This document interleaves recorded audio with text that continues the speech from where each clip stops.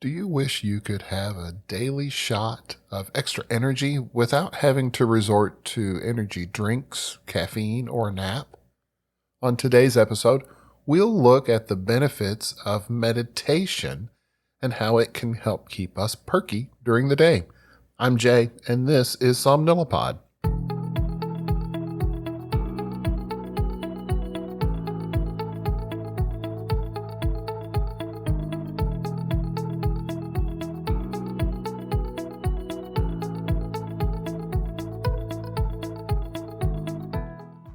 Hello, everyone. Welcome back. I am glad that you have joined me today. It is an ugly, rainy day here where I am, and I think it's probably going to be one of those days where I'm really going to want to take a nap, but I don't work today, so I can take a nap if I need to. But I wanted to touch base. We had mentioned recently in an episode the use of meditation to help keep us awake and alert during the day. Specifically, the pros and cons of meditation versus taking a nap. Sometimes napping at work can help us get through the rest of the day if we take a very short nap. But meditation can also help give us much of the same benefits of a nap without some of the downside. So I wanted us to take a look at that. Now, when we're looking at the difference between meditation and a nap, the most obvious one is that when you're meditating, you're still awake and alert. And when you're napping, not so much, if you're lucky. So some of us aren't able to take short naps. That's one of the downsides of taking naps during the day to help sort of refresh ourselves, is that some people simply can't get to sleep very quickly.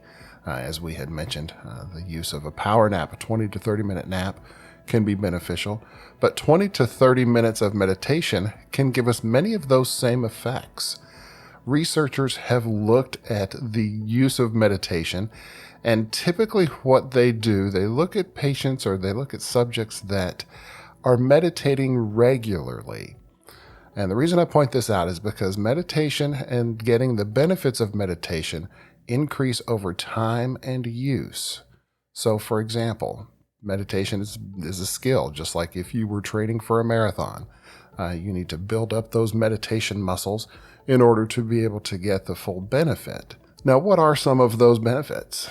Well, there's improved memory, relaxation, of course, and stress relief. Often people who meditate have deeper, more restful nighttime sleep, which is always going to be a good benefit.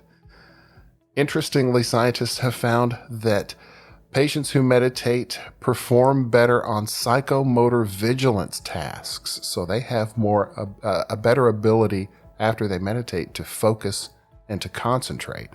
And if you're anything like me, being able to focus and concentrate in the afternoon at work sometimes is a little difficult. So having a little bit of meditation thrown into the mix can actually help with that. Now, a lot of researchers look at deep sleep and meditation and some of the similarities between the two. Now, this is not to say that meditation can replace deep sleep. Nobody's really saying that. But what it can do is give us some of the same benefits of deep sleep. Some of the same neurotransmitters that are released in deep sleep can also be released in certain types of deep meditation. And again, it's important to point out that when we're talking about these styles of meditation, these are people who have been meditating for a long time that are able to mimic some of the brainwave activity that happens during sleep, those slow delta waves. They can actually help to mimic some of that stuff, and they can even have some of as I mentioned, some of the same benefits of deep sleep, and find themselves not having to sleep as much at night. Now, don't let that dissuade you, though. Some researchers show that people who start meditating begin to see the effects as little as a week to 2 weeks out. So just think about that. 20 minutes a day, even less than that, 5 to 10 minutes each day. And then in a couple of weeks, you can start to see those benefits. That's one of the things that I feel is a little bit more beneficial with regard to meditation is that it is a practice. And a lot of times when you get into specific practices like that, they become a part of your routine. And having a routine is always helpful for when we go to sleep. Some patients find that they can meditate at night before they go to bed as part of their nighttime routine, and it actually helps them fall asleep more quickly. That's because you're beginning to relax your body, you're relaxing your brain, your heart rate slows down, your breathing patterns slow down. It's something that can be very beneficial to help merge you into sleep. Now, what are some of the specific pros and cons of a nap versus meditation? Well, we've mentioned some of that. With the nap, some of the main cons of a nap is that it can affect your nighttime sleep.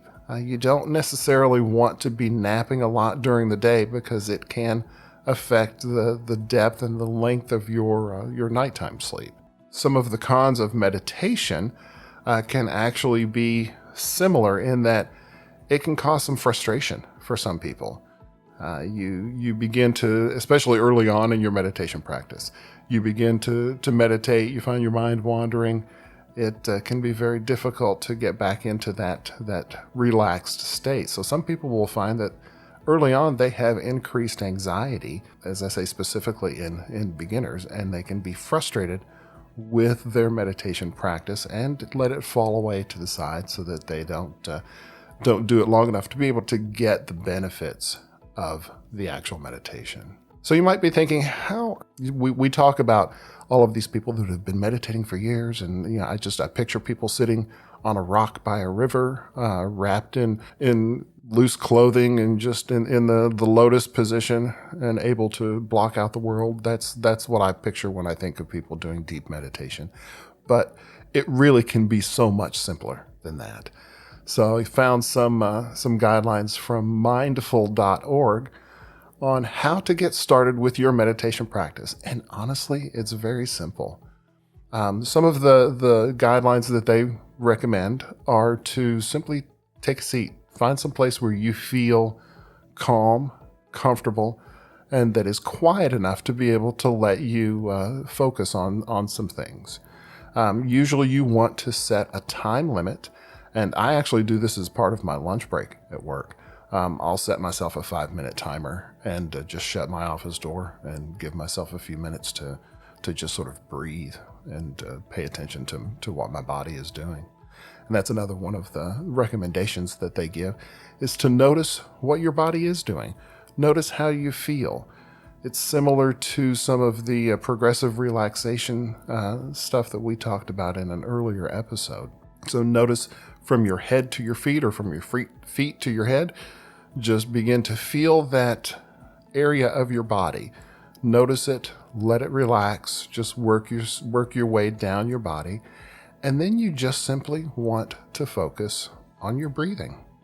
Now, you don't have to inhale for a count of 4, exhale for a count of 4, inhale. You don't have to be that focused. Just simply focus on the normal breathing that you take to start.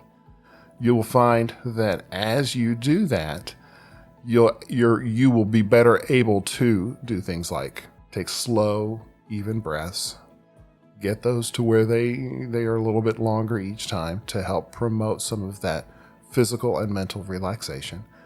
But to begin with, just focus on your normal respirations, your normal respiratory rate. And one of the biggest bits of advice that they give us is don't beat yourself up. If early on when you're trying to do this, if you find your mind wandering, that's fine. That is absolutely fine. Just sort of reassess, bring your attention back to your breathing, and start over. This is, again, something that you'll find with practice is going to be easier and easier to do. So give this a try in your daily routine. And I would love to hear how you think that works for you. You can reach out to me at j@somnilopod.com if you have any questions about this or any other episodes, or if you have suggestions for future episodes, please send me a link. You can also touch base with me on any of the socials.